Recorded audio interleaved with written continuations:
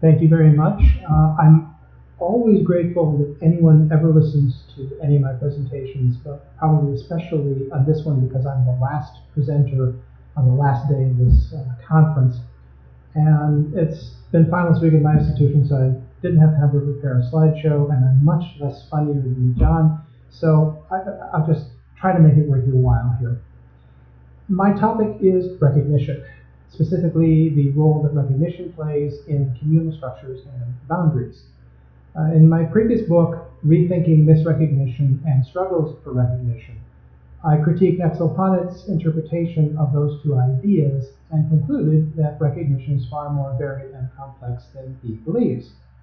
One of my proposals in the book was to explore the role of subcultural communities in affirming mutual recognition among individuals. These communities serve as a resource for people to undertake political struggles for recognition. But I think it's underexplored how subcultural communities provide non-political alternatives for mutual recognition. So my next book on recognition will try to argue that recognition is an indelible feature of human social life, and that recognition is an essential concept for critical theory. That means taking on a number of topic areas, but today I want to focus on the role of recognition in subcultural communities. It's a very complicated topic, and I hope to receive some input from you all on sources and methods to explore it. So how I'm framing recognition as I apply it to this topic is that recognition is intersubjective relations.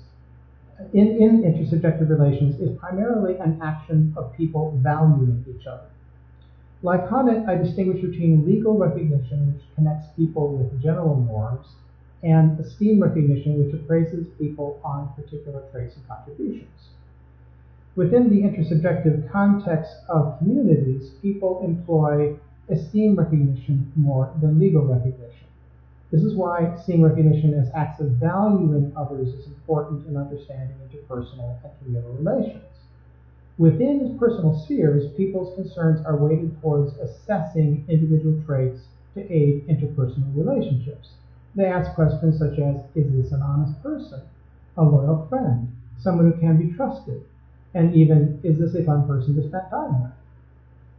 In these cases, confiding in another, trusting them, and so on are acts of recognition, both overt and unspoken. People continually apply and withhold recognition in their everyday dealings with other people, forming and breaking interpersonal connections. I disagree with Honneth's either-or depiction of legal recognition versus esteem recognition. He claims that legal recognition unifies people under general norms, but that esteem recognition only differentiates people on the basis of a graduated appraisal of particular traits and contributions. This is one example, in my opinion, of Honneth's overly institutionalized portrayal of recognition.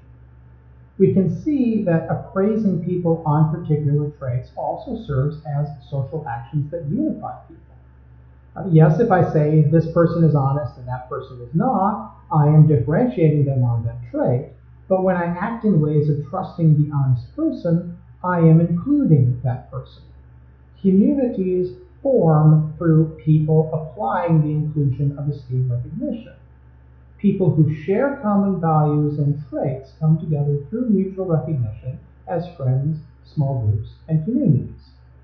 People don't usually make legal calculations as to who's included in their subcultural community. In play are far more personal and particular applications of recognition norms. I'm aware that we need to define esteem recognition precisely enough so that it doesn't lose critical force. What I mean by that is that we can usefully say that esteeming someone for being an excellent author is recognition, but can we also say that liking someone because they share the same interests as us is recognition? Are members of a club of stamp collectors mutually recognizing each other on the basis of their mutual interest in philatelity, or are they just sharing an interest? And I care about this question because beyond the exceedingly benign example of stamp collecting, what unites a subcultural community is an important issue. Now, I'm using subculture here in a broad sense and not as a synonym for counterculture, though I certainly include those. Down the line, I may narrow the scope, but for now, I'm including as a subculture communities in which members see themselves as being separate from the mainstream. Certainly, a subculture is outside the mainstream, but the issue of the perception of separation itself is important for recognition, as we shall see. On the positive side of recognition, community solidarity and shared values enable an individual to develop self-esteem through being part of a community and receiving recognition from others within that community. Subcultures also provide the recognition required for people to engage in political struggles for recognition. But more than political resistance, subcultures play a role in affirmational struggles. Being valued by others is essential for a positive relation to self. The nature of mutual recognition is that by according recognition to another, one is reciprocally recognized for it. Valuing others within a community are acts that earn one the recognition of being a respected and valued person in one's community. That individuals depend on a community to receive social recognition explains why they seek to belong in various forms of communities. But what establishes the boundaries of community? Subcultural communities aren't always class distinctions. The composition of subcultures is deeply affected by economic class structures, but subcultures form for a variety of reasons, in a variety of circumstances, and subcultures of, especially in current societies. There are subcultures of circumstance and subcultures of volition. Subcultures based on divisions such as race, religion, and economic class are not chosen, and their members are victims of circumstance. Individuals in oppressed groups are born into their subcultures and find themselves misrecognized by the dominant society and separated from it, without much opportunity to escape being so characterized. There are also, though, voluntary subcultures, such as groups with common interests in music, art, ideas, or hobbies, which individuals can voluntarily associate with others and form groups of common interests. Individuals will seek recognition from such communities on the basis of common interests, either to supplement the recognition they already receive or a perceived lack of recognition in their social lives. We can see that recognition and misrecognition are what establish the boundaries of subcultural communities. And it's important that in play are both recognition and misrecognition. Recognition and misrecognition are two sides of social dynamic that simultaneously includes and excludes people. For example, recognition of tenure by a university is including some professors in a set of rights and privileges that the university is at the same time denying to other professors. All forms of recognition are like that. Similarly, legal recognition of citizenship includes some people and excludes others in a legal status. These simple examples illustrate the more complex activities of how recognition works in subcultural communities.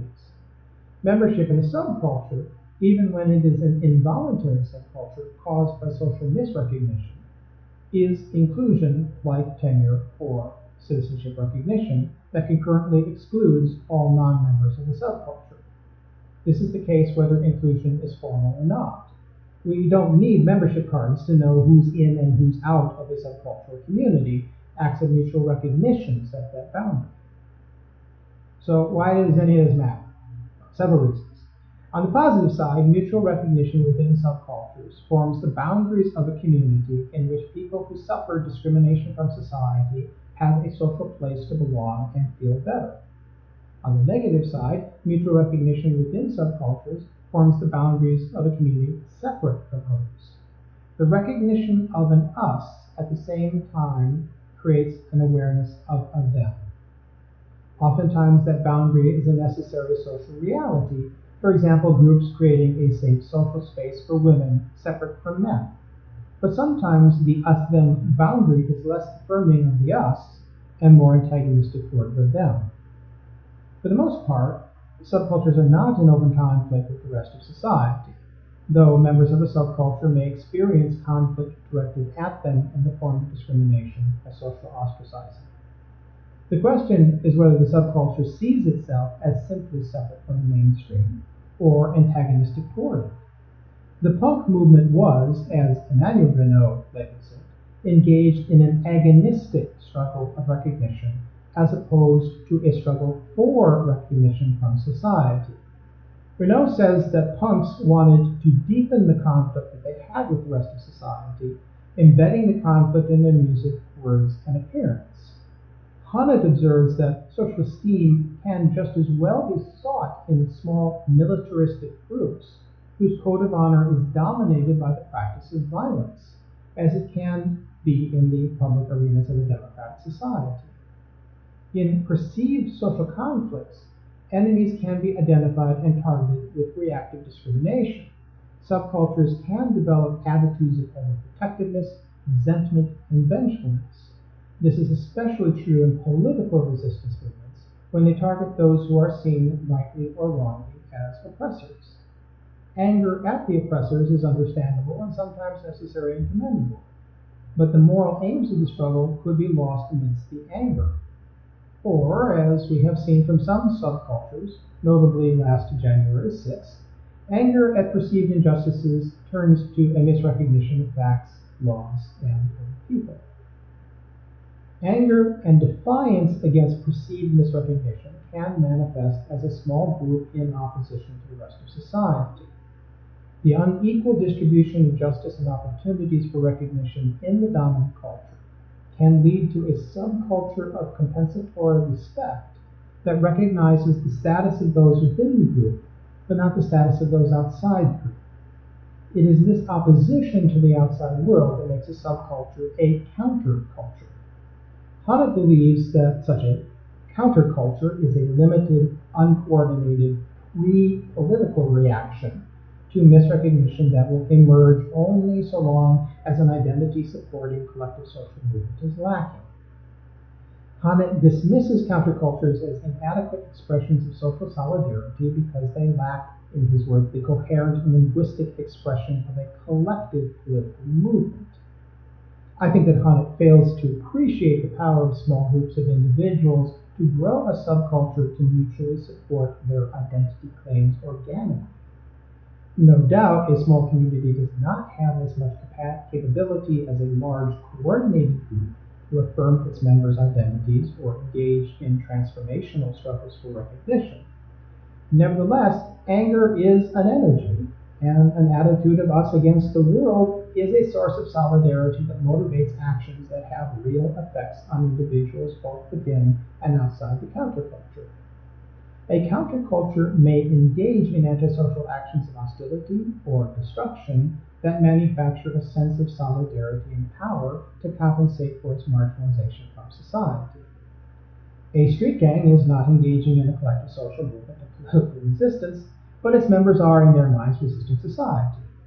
A counterculture's limited capability to react to the dominant culture is part of its identity, an embracing of one's status as a social outcast. Involvement in the counterculture becomes an affirmational struggle to be seen as belonging in the eyes of other members of the counterculture. The counter-recognition norms of the counterculture replace the recognition norms of the dominant culture within that subcultural community. Much deserved attention has been given to political struggles for legal recognition, but within communities, recognition norms function primarily among individuals. Many struggles for recognition are personal struggles to affirm one's sense of identity and place within one's immediate social environment. Our task then is to theorize how people struggle for recognition within subcultural communities and how those communities function within society. This will help us to understand the ways in which subcultures imagine and create structures of mutual recognition as alternatives to the misrecognitions they receive from society. These issues are part of my larger project to try to craft a robust account of recognition that acknowledges recognition's essential role in identity formation and social life, without overextending the concept of recognition and thus blunting its use as a critical tool. I think the path to a critical middle ground for recognition can be realized when we center our focus on how recognition functions in interpersonal relationships and small communities.